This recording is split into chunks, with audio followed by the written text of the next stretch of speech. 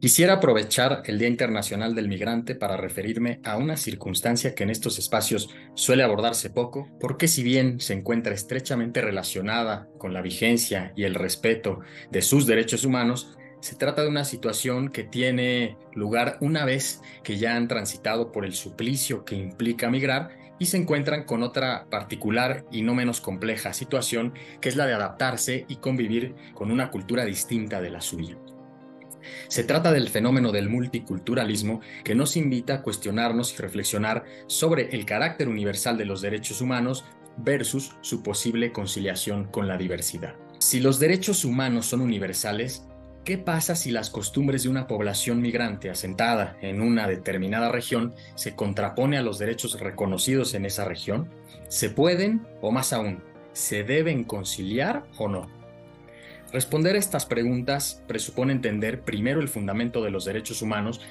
y, muy en concreto, analizar si los derechos humanos son un fenómeno exclusivamente cultural, esto es, si se trata de derechos inventados por el sistema jurídico, o bien si los derechos trascienden esta circunstancia de hecho.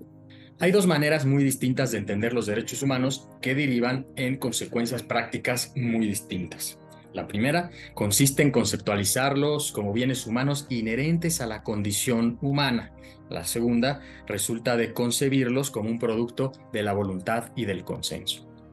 Si entendemos que el fundamento de los derechos es la condición humana, es relativamente sencillo entender que cualquier miembro de la población migrante y el ciudadano originario de la región a la que decidió o se vio obligado a migrar deben gozar de los mismos derechos. Pero si por el contrario concebimos los derechos como derivados de lo que determine el consenso, esta universalidad se tambalea, pues se constriñe al sistema jurídico que en cada caso otorgue esas prerrogativas, haciéndose depender los derechos de las normas dictadas por el consenso. Lo delicado es que abordar el entendimiento de los derechos de acuerdo con esta última perspectiva consensual puede implicar una afectación a los más débiles, porque de acuerdo con este abordaje, aquellas personas que, además de constituir una minoría, carecen de la protección consensuada plasmada en las normas jurídicas, pueden verse privadas de derechos. De alguna manera, este entendimiento de los derechos humanos invariablemente nos conduce a reconocer que existen personas de primera y otras de segunda, personas con derechos y personas sin derechos. Negar la universalidad de los derechos opera en detrimento de los más débiles, que son quienes más requieren de su protección para reivindicar la igualdad que proporciona la idea de derechos universales. En ese sentido, la única vía para proponer una respuesta jurídica adecuada a la pregunta sobre cómo conciliar la diversidad cultural con la vocación universal de los derechos humanos parte de entender los derechos humanos como inherentes a los atributos de la condición humana. Y esto es así porque asegurar la verdadera igualdad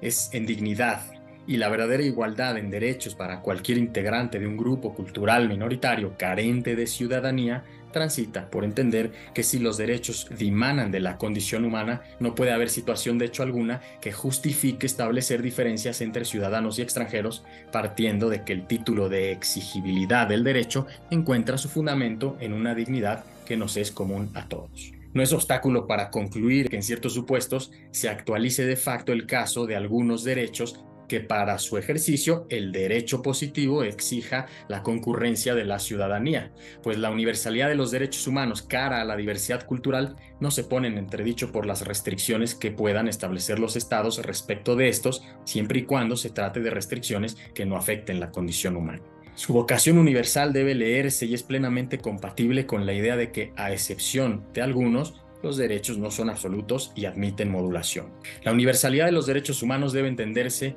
más que como una estrategia de colonialismo ético o de imposición etnocéntrica, como una oportunidad de diálogo entre culturas cuya diversidad implica la riqueza para mejorar la experiencia de estos derechos. En concreto, se aspira a que el resultado de ese diálogo derive en un incremento en la experiencia de la solidaridad asociada a los derechos humanos y su dimensión social.